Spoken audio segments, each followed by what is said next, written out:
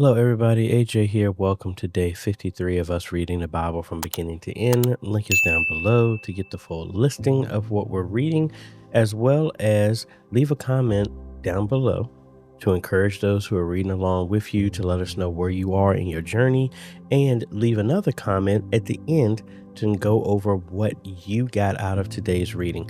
Today, we're going to be reading Numbers 12, 13, and 14. So let's go ahead and get started. While they were at Hazeroth, Miriam and Aaron criticized Moses because he had married a Cushite woman. They said, "Has the Lord spoken only through Moses? Hasn't he spoken through us too?" But the Lord heard them.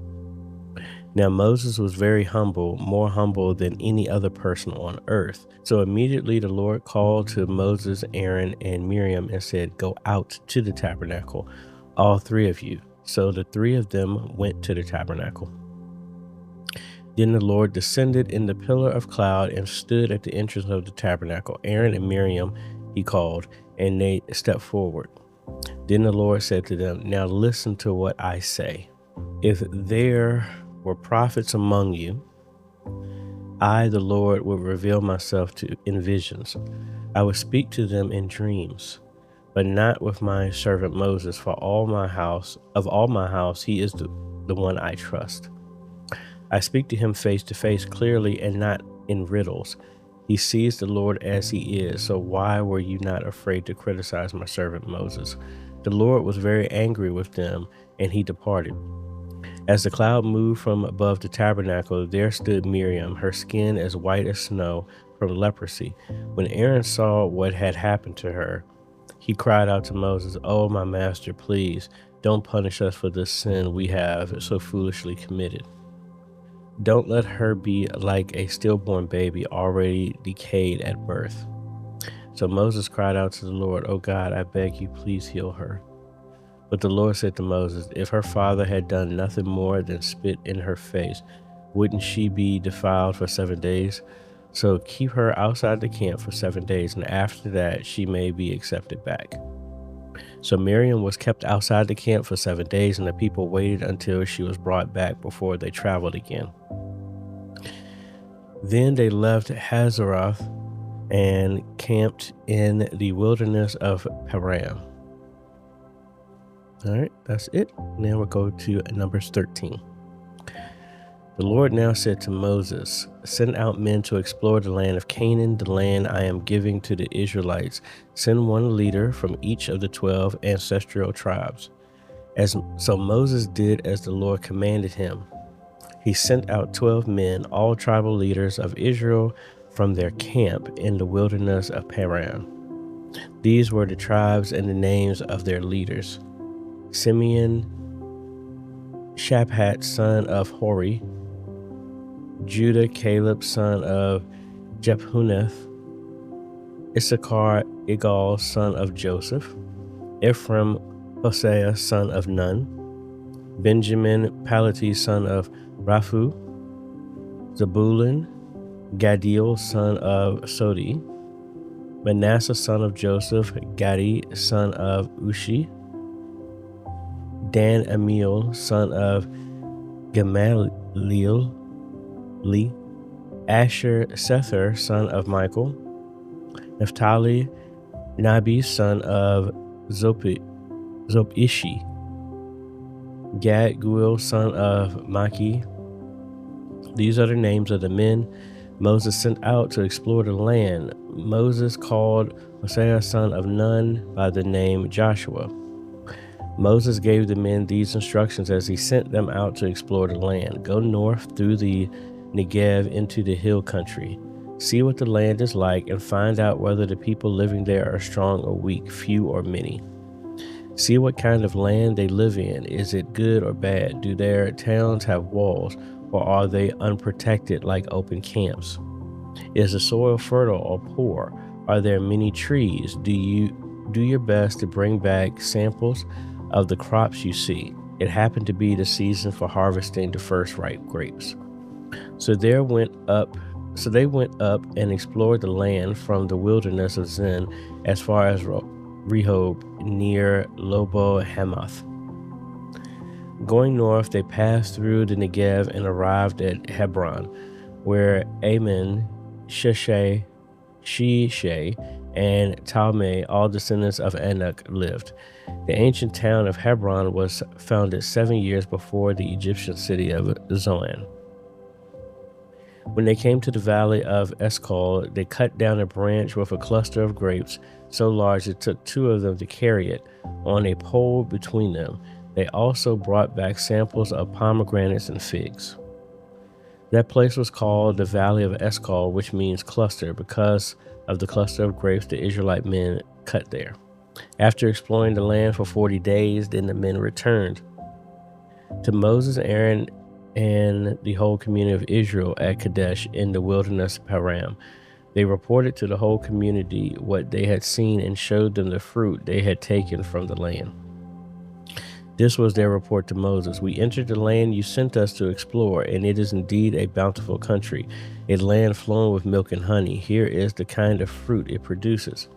But the people living there are powerful, and their towns are large and fortified. We even saw giants there, the descendants of Anak.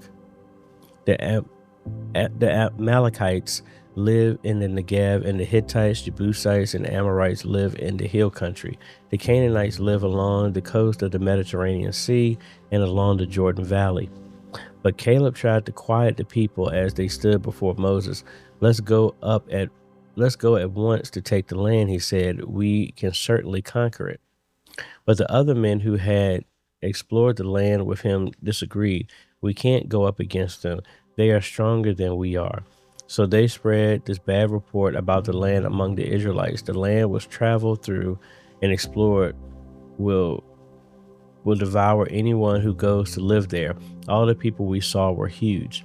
We even saw giants there, the descendants of Anak. Next to them, we felt like grasshoppers, and that's what they thought too. All right, our last chapter, 14. Then the whole community began weeping aloud, and they cried all night. Their voices rose in a great chorus of protest against Moses and Aaron. If only we had died in Egypt, or even here in the wilderness, they complained. Why has the Lord taken us to this country only to have us die in battle? Our wives and our little ones will be carried off as plunder. Wouldn't it be better for us to return to Egypt? Then they plotted among themselves, let's choose a new leader and go back to Egypt. Then Moses and Aaron fell face down on the ground before the whole community of Israel. 2 of the men who had explored the land, Joshua son of Nun and Caleb son of Jephunneh, tore their clothing. They said to all the people of Israel, the land we traveled through and explored is a wonderful land. And if the Lord is pleased with us, he will bring us safely into that land and give it to us. It is a rich land flowing with milk and honey. Do not rebel against the Lord, and don't be afraid of the people of the land. They are only helpless prey to us. They have no protection, but the Lord is with us. Don't be afraid of them. But the whole community began to talk about stoning Joshua and Caleb. Then the glorious presence of the Lord appeared to all the Israelites at the tabernacle. And the Lord said to Moses, how long will these people treat me with contempt? Will they never believe me even after all the miraculous signs I have done among them? I will disown them and destroy them with a plague. Then I will make you into a nation greater and mightier than they are. But Moses objected. What will the Egyptians think when they hear about it? He asked the Lord. They know full well the power you displayed in rescuing your people from Egypt. Now, if you destroy them, the Egyptians will send a report to the inhabitants of this land who have already heard that you live among your people. They know, Lord, that you have appeared to your people face to face and that your pillar of cloud hovers over them. They know that you go before them in the pillar of cloud by day and the pillar of fire by night. Now, if you slaughter all these people with a single blow, the nations that have heard of your fame will say, the Lord was not able to bring them into the land he swore to give them, so he killed them in the wilderness. Please, Lord, prove that your power is as great as you have claimed. For you said, the Lord is slow to anger and filled with unfailing love, forgiving every sin, kind of sin and rebellion. But he does not excuse the guilty. He lays the sins of the parents upon their children. The entire family is affected, even children in the 3rd and 4th generations. In keeping with your magnificent, unfailing love, please pardon the sins of this of this people, just as you have forgiven them ever since they left Egypt. Then the Lord said, I will pardon them as you have requested. But as surely as I live, and as surely as the earth is filled with the Lord's glory, not one of these people will ever enter that land. They have all seen my glorious presence and miraculous signs I performed both in Egypt and in the wilderness. But again and again they have tested me by refusing to listen to my voice.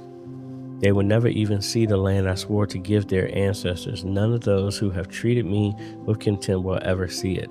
But my servant Caleb has a different attitude than the others have. He has remained loyal to me, so I will bring him into the land he explored. His descendants will possess their full share of that land. Now turn around and don't go on toward the land where the Amalekites and Canaanites live. Tomorrow you must set out for the wilderness in the direction of the Red Sea.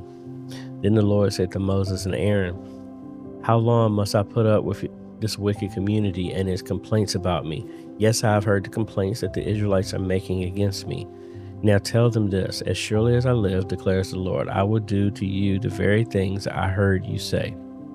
You will all drop dead in this wilderness because you complain against me. Every one of you who is 20 years old or older and was included in the registration will die. You will not enter and occupy the land I swore to give you. The only exceptions will be Caleb son of Jephunneh and Joshua son of Nun. You said your children would be carried off as plunder. Well, I will bring them safely into the land, and they will enjoy what you despised. But as for you, you will drop dead in this wilderness, and your children will be like shepherds wandering in the wilderness for 40 years. In this way, they will pay for your faithlessness until the last of you lies dead in the wilderness. Because your men explored the land for 40 days, you must wander in the wilderness for 40 years, a year for each day, suffering the consequences of your sins. Then you will discover what it is like to have me for an enemy. I, the Lord, have spoken. I will certainly do these things to every member of the community who has conspired against me. They will be destroyed here in this wilderness, and here they will die. The 10 men Moses had sent to explore the land, the ones who incited rebellion against the Lord with their bad report, were struck dead with a plague before the Lord. Of the 12 who had explored the land, only Joshua and Caleb remained alive. When Moses reported the Lord's words to all the Israelites, the people were filled with grief. Then they got up early the next morning and went to the top of the range of hills. Let's go, they said. We realized that we have sinned, but now we are ready to enter the land the Lord has promised us. But Moses said, why are you now disobeying the Lord's orders to return to the wilderness? It won't work. Do not go up into the land now. You will only be crushed by your enemies because the Lord is not with you. When you face the Amalekites and Canaanites in battle, you'll be slaughtered. The Lord will abandon you because you have abandoned the Lord. But the people defiantly pushed ahead toward the hill country, even though neither Moses nor the Ark of the Lord's covenant left the camp.